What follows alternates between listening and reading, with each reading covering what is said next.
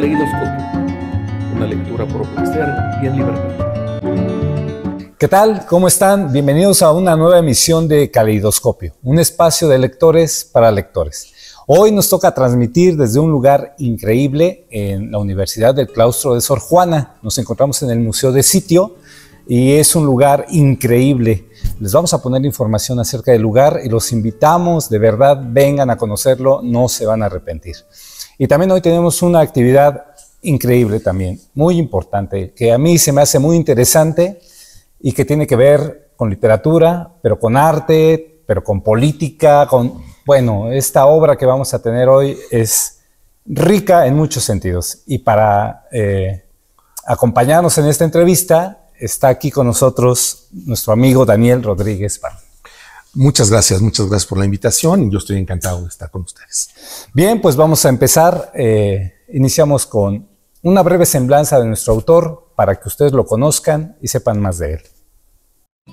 Daniel Rodríguez Barrón es autor de las novelas La soledad de los animales, que fue saludada por Sergio González Rodríguez por su riqueza literaria, que ofrece otro ejemplo estimulante de una generación de autores que ya renuevan nuestras letras.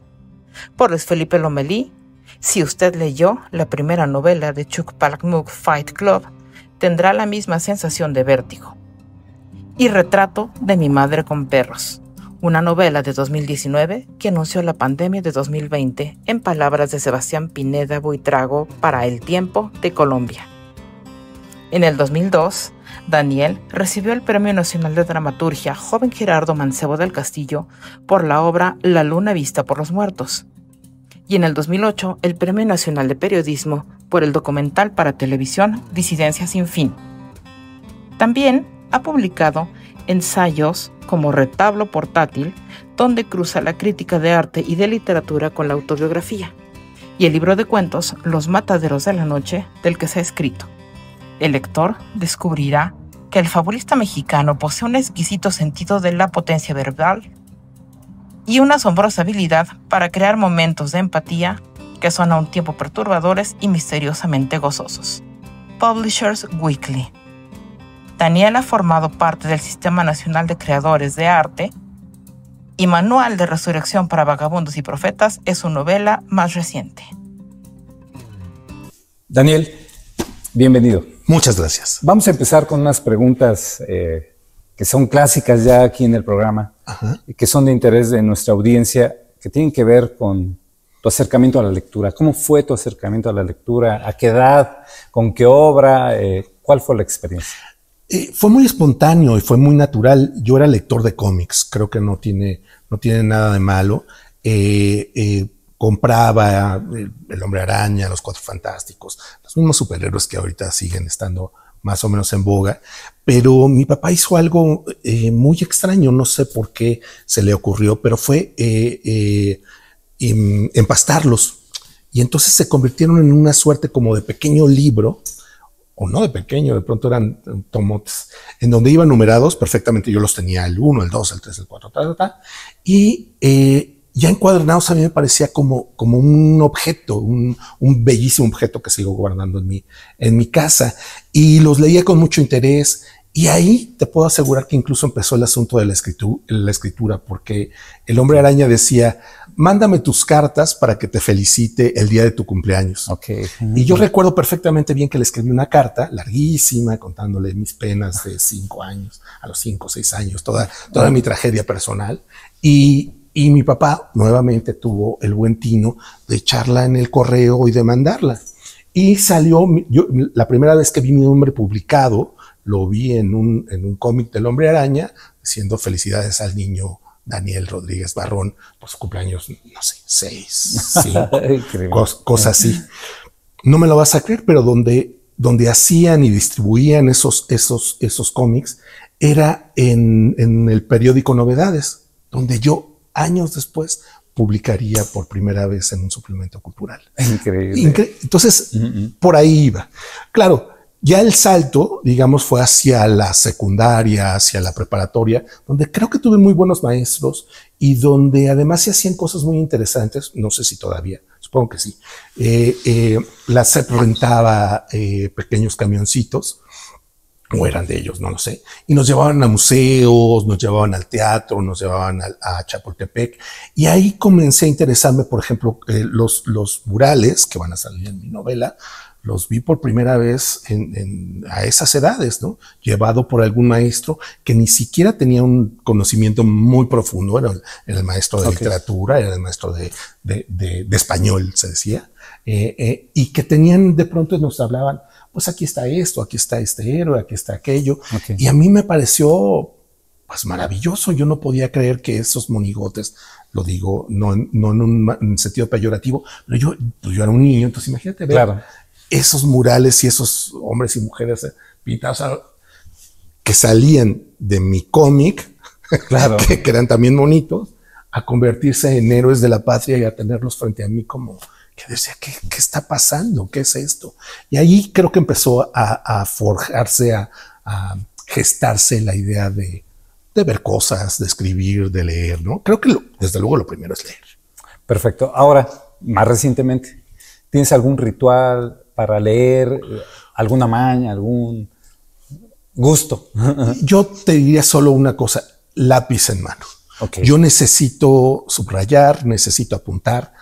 Si son autores preferidos, necesito pelearme con ellos y pongo, y aquí, y dice, pero en otro texto dijo tal cosa. Entonces, mis libros están muy dibujados, muy subrayados, porque a veces los releo y subrayo otra cosa, pero sobre todo porque yo necesito lápiz. La única manera de recordar, cuando escribo, por ejemplo, en el periódico, tengo una columna en La Razón, y de pronto digo, ¿dónde estaba esa cita?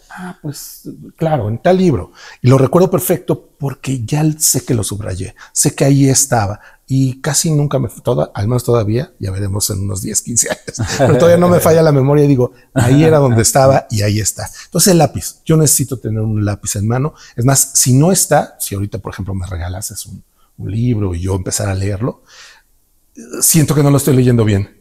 Siento que no, es que ya dijo una cosa que me interesaba. No, lo tengo que cerrar, me espero, llego a casa y empiezo a leer. No sé si es un ritual o ya realmente una maña. Muy bien. Y vaya, de la lectura a la escritura, ya tú un escritor experimentado, ¿cuál es el reto al escribir? Mira, los retos van cambiando. Y me acuerdo que cuando yo comencé, el reto era expresarme, ya sabes. Yo quiero decir lo que yo quiero. Nadie lo ha dicho, como cuando uno está enamorado, ¿no? Te enamoras por primera vez, nadie nunca ha pasado por eso, eres el único que ha pasado por eso. Y así sientes en la novela o en lo que estás escribiendo. Bueno, yo quería decir lo que sentía, lo que estaba pasando. Y ahora creo que el reto es decirlo con una enorme claridad. Me gustan mucho las palabras, utilizar la palabra correcta, que al mismo tiempo sea sencillo, sea directo, sea claro y contar una historia, ¿no? Hay muchos compañeros que de pronto lo que les gusta es más bien esta suerte de complejidad que hace que de pronto la literatura se convierta en un objeto casi estético, que me parece muy bonito, muy hermoso.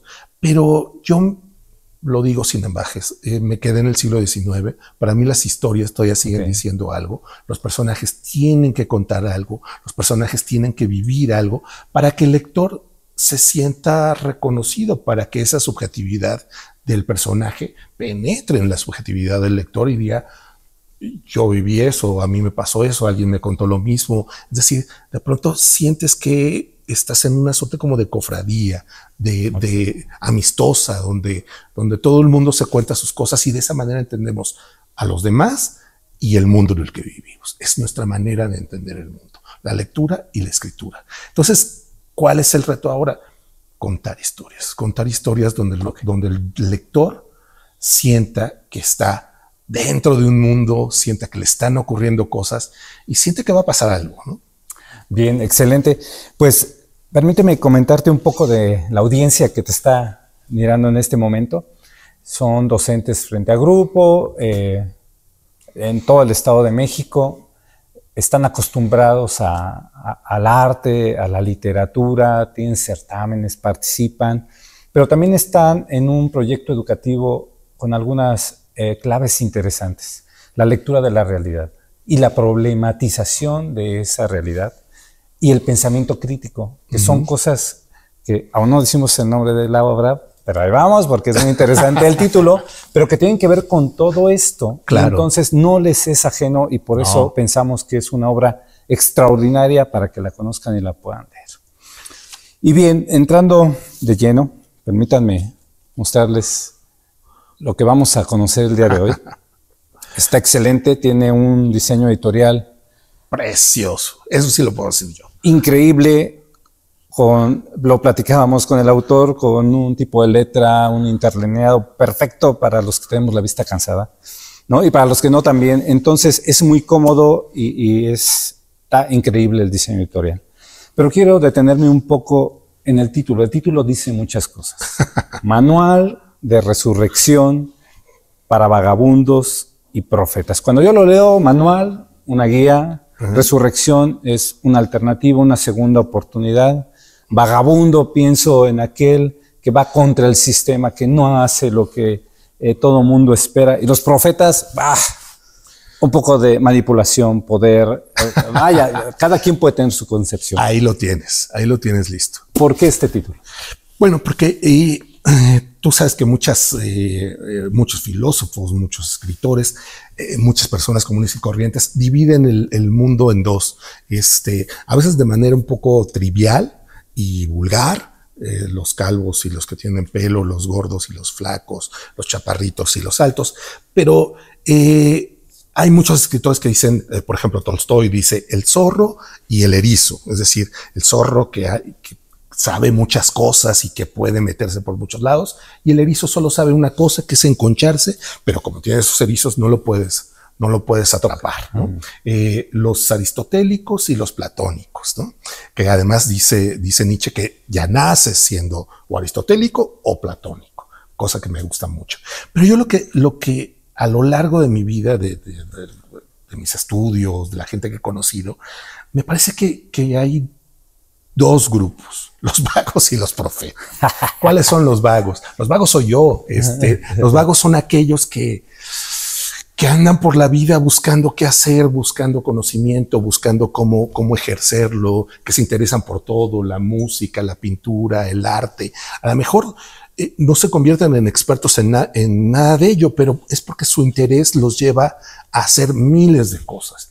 Y los profetas son aquellos que tienen una idea fija. Y solo eso tienen en la mira y lo cumplen. Y pueden pasar por encima de quien sea y como sea. No tienen amistades, tienen adeptos. Tienen cómplices.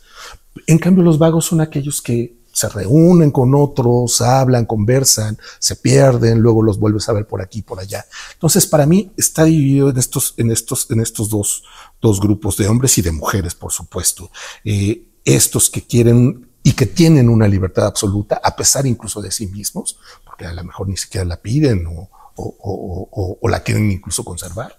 Y aquellos otros que saben que hay solo una manera de ver el mundo, solo una manera de comportarse en el mundo y la llevan a cabo. Y en estos dos grupos está dividida toda la novela. Es decir, a mí lo que me gustaría en un mundo ideal es que el lector al final diga: yo seré vago, seré profeta. Yo seré un vago o seré un profeta. Yo seré de esos que quieren maquinar algo y lo quieren llevar al cabo, pese a lo que pese, o soy de esos que quieren hacer cosas, que son generosos con los demás, que son generosos con la vida, que la vida a veces incluso puede ser generosos con ellos. ¿Quién soy yo? ¿Dónde estoy parado?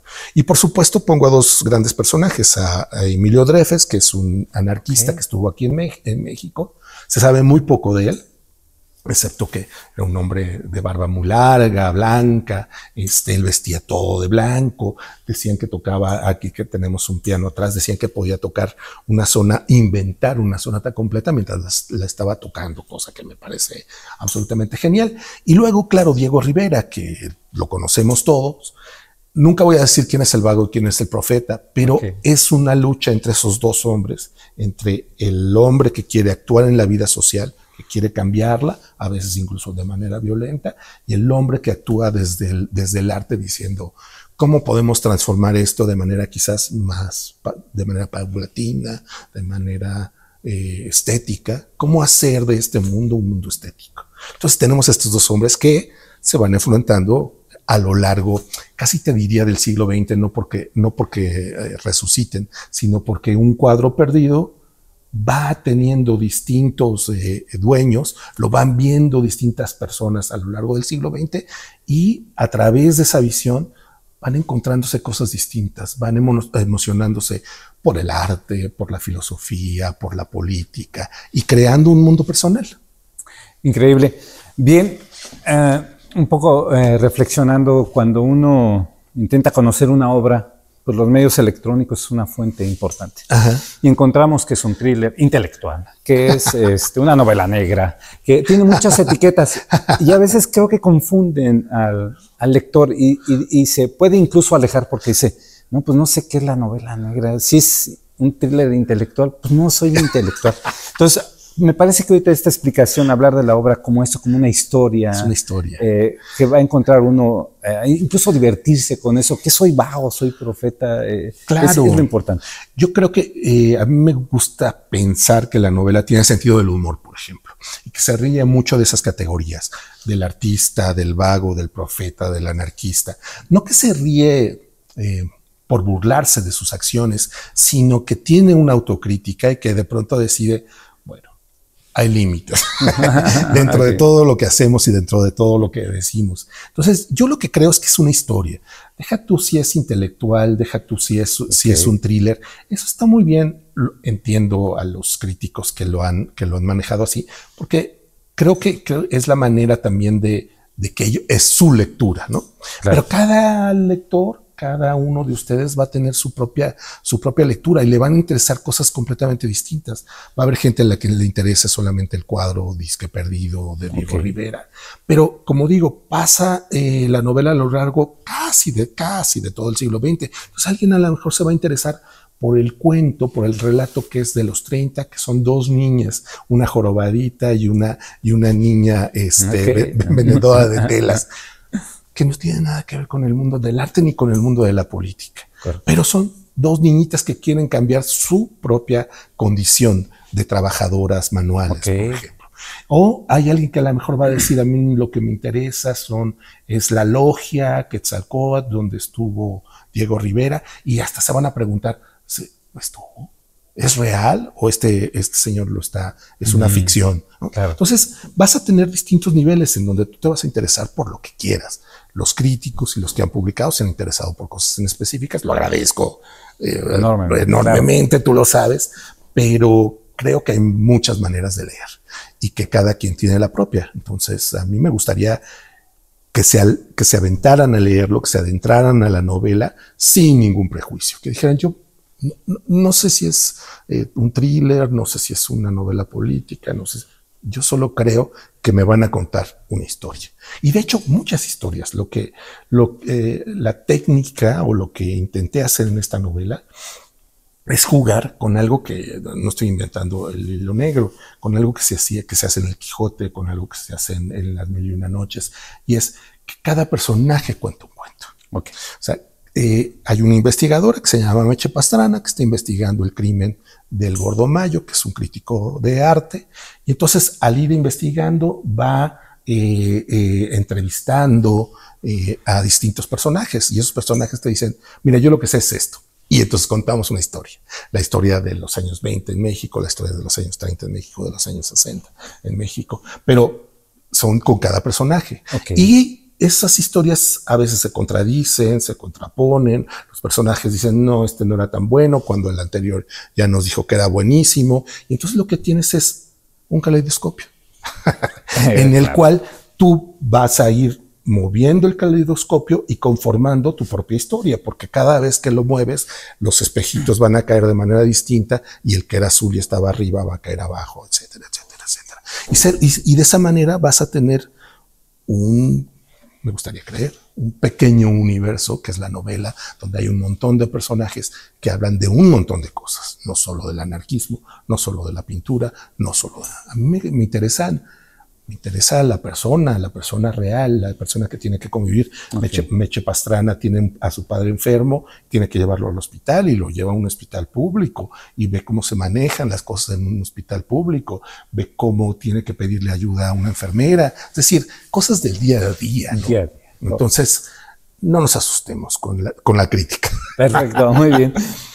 Nosotros, como una recomendación siempre con nuestra audiencia y siempre que presentamos un libro, les sugerimos que contextualicen el año en que nace, la época, las circunstancias que lo rodean. Esta novela es reciente, es de abril 2025. Sí, de febrero. No, de febrero sí. 2025. Entonces, pues ahora conocemos perfectamente nuestro contexto. Y empieza el libro con una escena brutal de un asesinato. Y en nuestro contexto social es un tema recurrente. Puede haber escenas ordinarias o apologías del mismo tema, ¿no? Sí. Entonces, ¿por qué empezar con ese golpe a la cara? Bueno, creo que desde el principio quiero hablar de dos mundos. El primer capítulo están mezclados, incluso entre párrafos, el asesinato del Gordo Mayo y a Meche Pastrana, que todavía no sabemos que es una policía, sino sencillamente una mujer, que está ayudando a su padre a ir al baño porque tiene cáncer y ya no puede andar. Pero entonces tienes un asesinato y el texto dice cosas como, y entonces estuvo a punto de resbalarse, y el siguiente párrafo es, pero lo conseguí sentar bien en el excusado. Y entonces me preguntó si cuánto tiempo iba a estar en el excusado.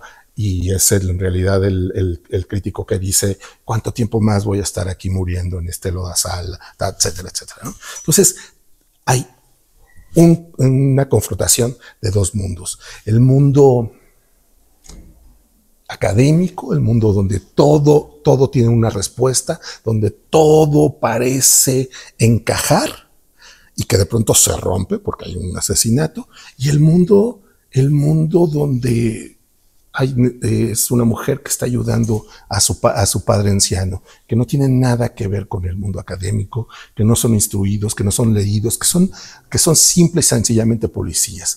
¿Cómo ese mundo se va a mezclar? ¿Dónde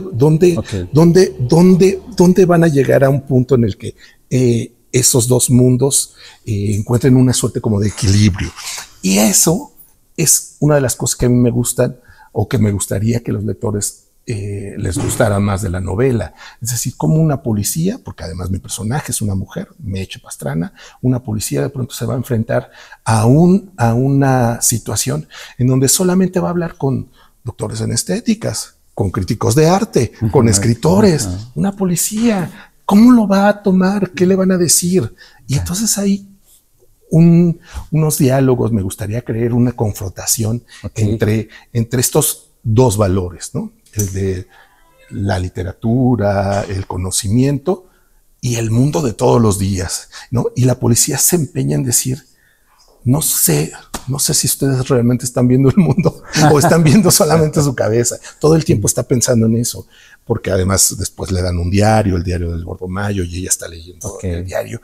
Y dice, qué curioso que estos seres estén viendo esto, cuando yo lo que veo es sangre, vísceras, crímenes, veo la calle todos los días, tengo que enfrentarme incluso a mí misma, a mi gordura, a mis ganas de estar en otra vida, con otra gente, en otro mundo. Y estos viven pensando en Aristóteles, Platón, en un montón de ideas. Sí. ¿Quién es quién? ¿Dónde están? ¿No? Claro. Esos son los profetas y los magos. Todo el tiempo hay un contrapeso. Muy bien. Pues, bueno, están definidos los personajes de una manera muy clara. Y bueno, el arte es protagonista de la novela. Y pues hay una responsabilidad también en quien hace arte y en quien consume el arte. Podemos pensar en el arte que es activismo social, ¿no? Y que es potentísimo porque puede generar conciencia, movimientos, y también puede haber arte que pase desapercibido. ¿Qué tan importante es para la sociedad el arte? Ya no sé. Aquí la pregunta que se hacen muchos de los personajes es, ¿el arte todavía realmente tiene influencia en la sociedad? Es decir, ¿puede cambiar la sociedad, sí o no. Incluso uno de los personajes dice, ¿el arte debería ser un riesgo para la sociedad o no? Okay. Es decir, ¿tendría que llevar hasta el límite a las personas o no? Aquí entre nos y en corto, creo que el arte ha dejado de tener influencia, ¿no? Las redes sociales, el TikTok, el cine. Una película de Guillermo del Toro va a tener millones más de espectadores que todos los lectores que yo pueda tener en mi novela. Pero, bueno, en mi novela lo que se trata es de plantear esa situación de si el arte todavía tiene una influencia y qué clase de influencia. Para los profetas se necesita una influencia social, una influencia activa. Vamos a dinamitar este sistema social que ya no nos sirve. A veces incluso literalmente lo de la dinamita y lo de explotar este sistema social. Y algunos artistas, a lo largo, no solo Diego Rivera, sino aparecen en escena de Sergio Pitol, Juan García Ponce, a otros escritores, pintores, los de la generación de la ruptura, Cuevas, Felgueres, etcétera. Lo que dicen es, vamos a cambiar la forma de ver el mundo para que a la mejor, alguien que nos vea, alguien que vea estas pinturas, entienda o se acerque al mundo de manera distinta. Yo sí creo que todavía es posible, quizás en cierto nivel, y no me molesta. Creo que hemos vuelto a ser como esos primeros cristianos que estaban en catacumbas porque tenían prohibida su religión. Nuestra religión es la literatura y la lectura, y a veces tenemos que escondernos para que no nos vean, no nos vean feos. Okay. Pero somos todavía una comunidad, una grey, que tiene a la mano un montón de libros, y que esos libros se convierten en una suerte como de conciencia, de una conciencia colectiva, donde podemos entender lo que piensas tú, lo que piensan ellos, lo que piensan aquellos, ¿no? Tenemos un montón de libros. Con acercarnos a un buen grupo de ellos, te puedo asegurar que podríamos comprender cómo ven los demás la sociedad, cómo ven el mundo, y así adaptar nuestras propias ideas, saber que no son ni las únicas ni las mejores, sino que cada uno de los individuos tiene una visión distinta. Ahora que, por ejemplo, la literatura femenina tiene tanto auge, a mí me encanta, porque cuando leo a esas autoras, me entero de cosas que por mi propia condición biológica no podría saber, claro, ¿no? Entonces, de pronto digo, mira, ahí está un mundo completamente distinto. Mira, ahí hay una manera de ver las cosas completamente distintas. Entonces, eso es lo que creo que hace la literatura por nosotros. Pero, volviendo a tu pregunta, creo que todavía de manera individual, no estoy seguro que de manera social el arte pueda cambiarnos, pero de manera individual sí. Y quién sabe, a lo mejor eres un vago con suerte que termina cambiando la historia. Sí, muy bien. Difícil dividir o dejar aparte el poder en todo esto. El poder tiene sus intelectuales, tiene sus artistas, y por ahí queda un grupo pues que no comparte. Sí. Esto se ve reflejado en la novela, es parte esencial. Sí, tenemos a Diego Rivera, un hombre que iba y venía, un hombre que estaba metido en la política, pero que al mismo tiempo quería ser socialista, pero que al mismo tiempo gustaba de la revolución, y que al mismo tiempo tenía abiertos los murales de la Nación para que pintara lo que quisiera, ¿no? Al menos en México, ¿no? Ya sabemos que Rockefeller le tiró uno de los murales, etcétera, etcétera. Pero que podía entrar a toda la sociedad. Y tenemos otros pintores y escritores que tienen que enfrentarse incluso a ellos. Los pintores de la ruptura de los que hablo decían, estos vejetes, ya basta de este nacionalismo rancio, okay, ¿no? Ahora vamos a hacer una pintura disruptiva y una pintura abstracta, que ellos no solo no se han interesado, sino que la desdeñan y la desprecian, porque para ellos la pintura tiene que contar algo, tiene que decir, tiene que hablarnos de la nacionalidad y de nuestra propia historia. ¿Por qué? ¿Por qué necesariamente? Entonces, a mí sí me interesa el asunto del poder en muchos niveles. El poder y el individuo, cómo lo aplasta de manera absolutamente brutal. Hay un momento en el que Meche está hablando con su padre y su padre le dice que sus buenos recuerdos son la vecindad en donde tenían que compartir el baño todo el mundo. Sus buenos recuerdos son cuando se incendió un mercado que estaba hecho solamente de madera.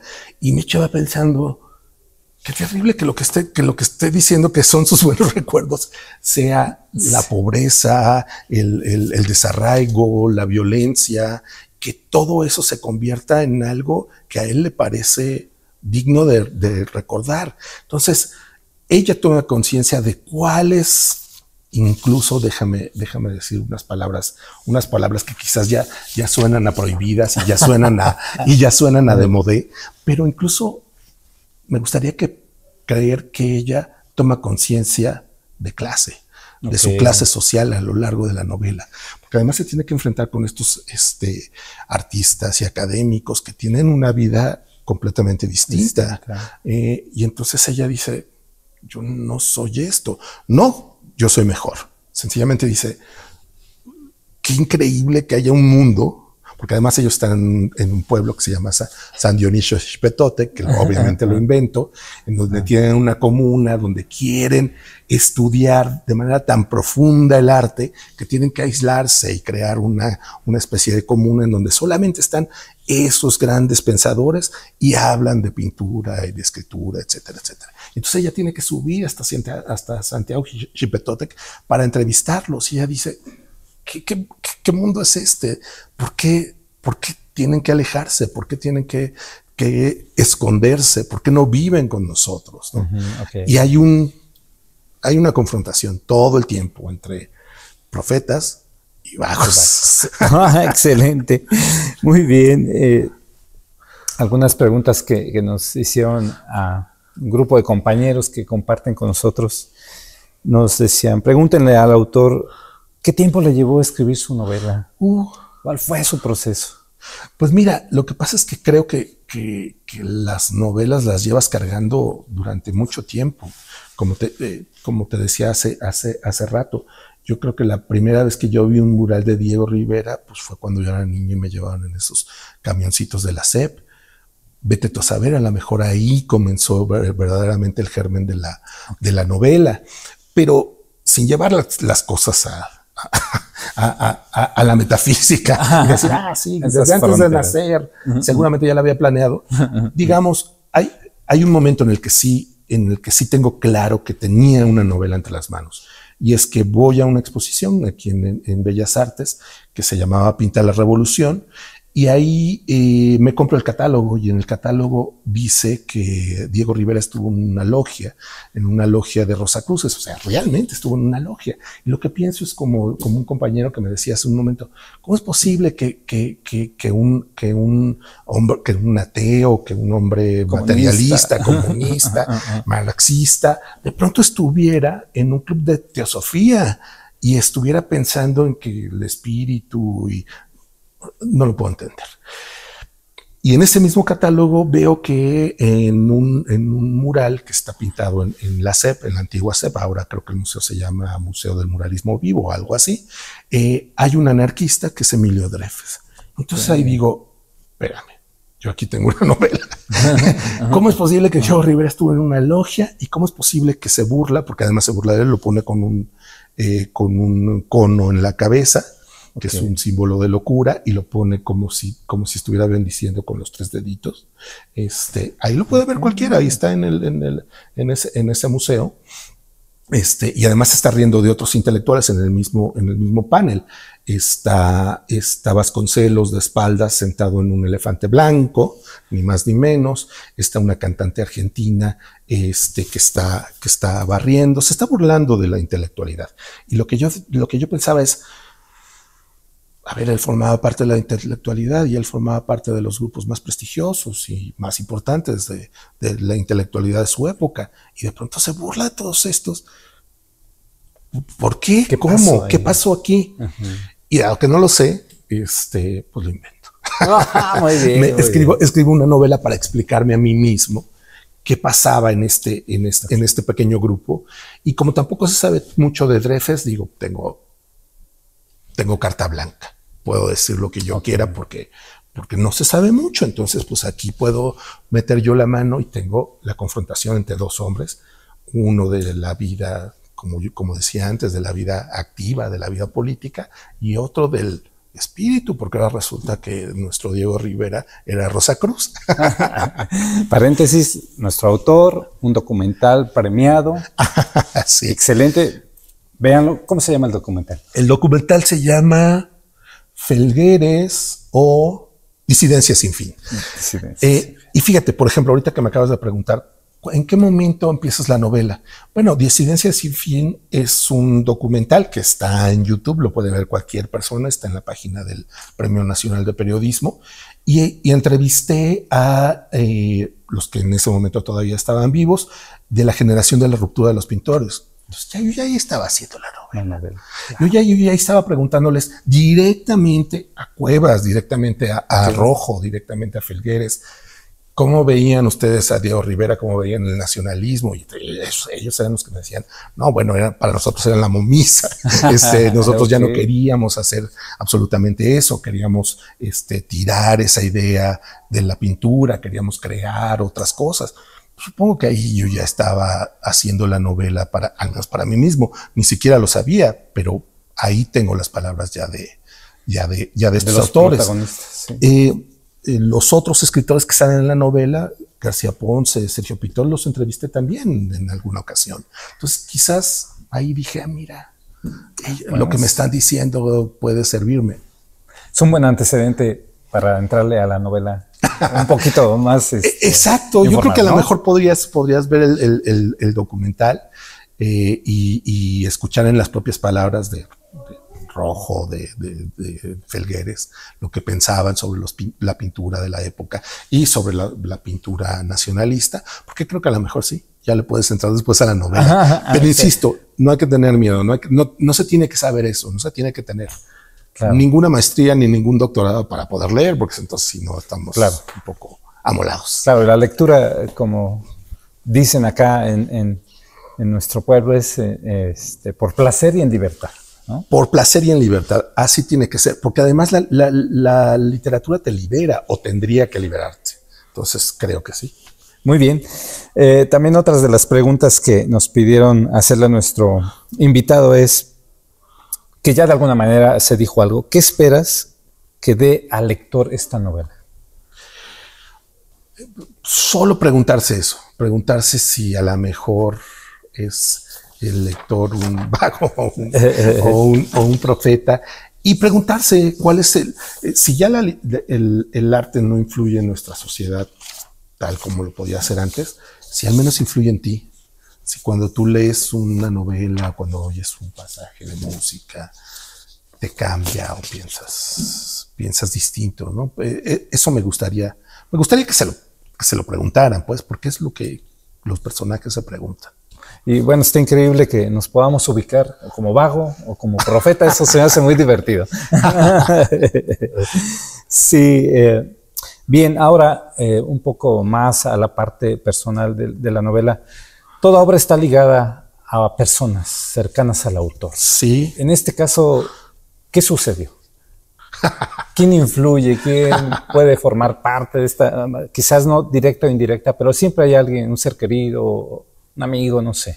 Fíjate que no, que en esta novela, la novela anterior que se llama Retrato de mi madre con perros, ahí los personajes tienen WhatsApp y código postal, pero en esta creo que como hay muchos artistas, escritores, etcétera, creo que no, lo que yo quería era incluso como despegarme y decir, sí es el mundo en el que me manejo, en el mundo que me interesa, pero no quiero esta vez ser yo el que hable de sus problemas, de sus conflictos, sino ver si ya podía, a esta edad y ahora sí que a estas alturas del partido, hablar de algo, creo, más importante, que es la vida social, la vida cultural, la vida artística, ¿no? Sin que yo meta tanto las manos, ¿no? Okay. Entonces, me gustaría creer que esta vez lo que tenemos ahí son personajes, realmente personajes construidos de la ficción, sobre todo, por ejemplo, Meche Pastrana, digo, ya hemos dicho que hay muchos que son reales, pero, o bueno, que habitaron la realidad, pero muchos otros no, y que están ahí. Entonces me gustaría creer que solo forman parte de este diálogo entre vagos y profetas. Sí, claro, muy bien, muy bien. Indefectiblemente está ligado a la experiencia del autor, la novela. Uh-huh. Está presente. Mi pregunta sería, ¿el autor es un vago o es un profeta? Yo soy un vago, desde luego, sin lugar a dudas. He hecho periodismo, he escrito novelas, he escrito teatro. ¿Nunca ha habido la tentación de ser profeta? No me dejan. Cuando yo mando el currículum a algo para una nueva chamba, dicen, ¿y este qué hace? ¿Qué realmente qué hace? Entonces, a ver, fue periodista y trabajó en el 11 y trabajó en el 22 y trabaja en un periódico, pero él mismo escribe novelas. No sé dónde ubicarlo. Y regularmente me dicen, está sobrecalificado. Esa es la manera en la que me corren regularmente de mis trabajos. Está sobrecalificado. Ok, muy bien.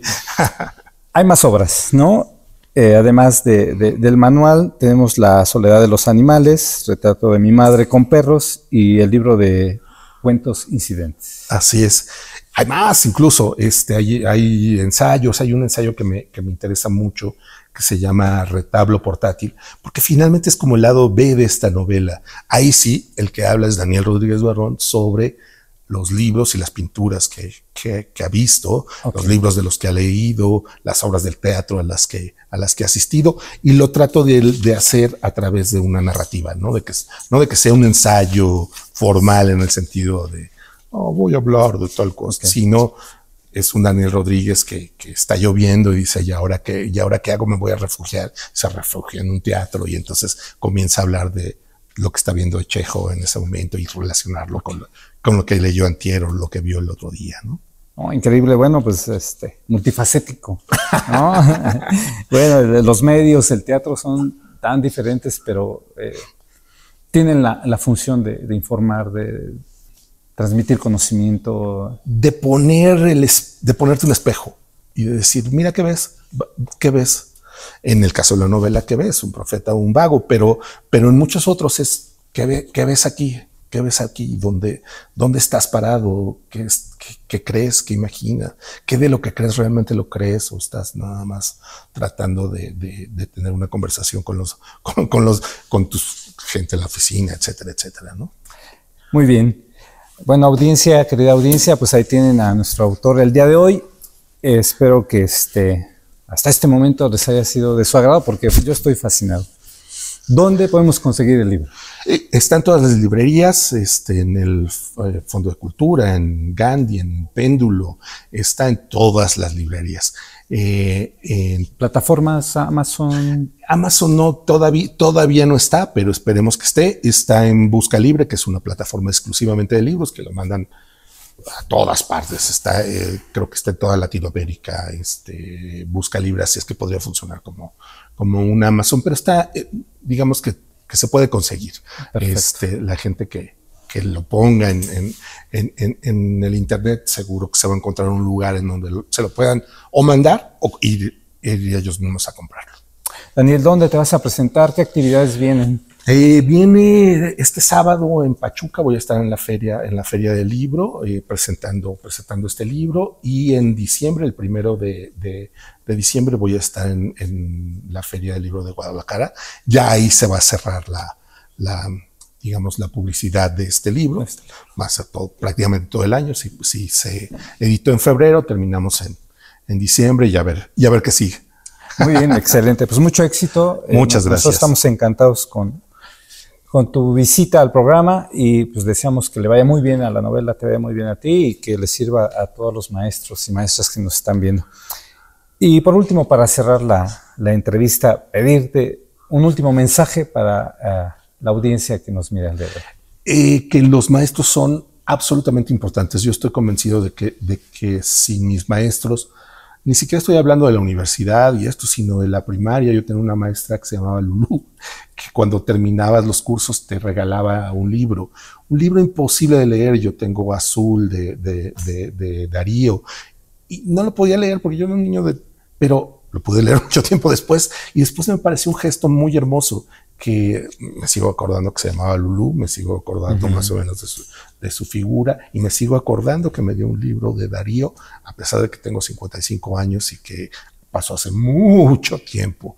Entonces creo que los maestros realmente influyen, que tienen a unos seres humanos en un momento en el que son absolutamente maleables y que pueden conducirlos realmente por el camino, diría Platón, del bien.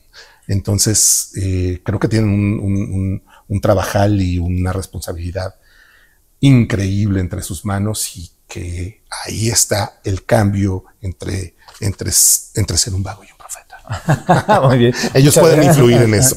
Excelente, pues fue un gusto. Muchas gracias. Muchísimas gracias. Y pues espero que no sea la última vez que nos podamos reunir y hablar pues de lo que también está ahí en el estante. Mira, esta entrevista te da como para 3 entrevistas. Sí. Muchas gracias. Subdirección de Formación Continua.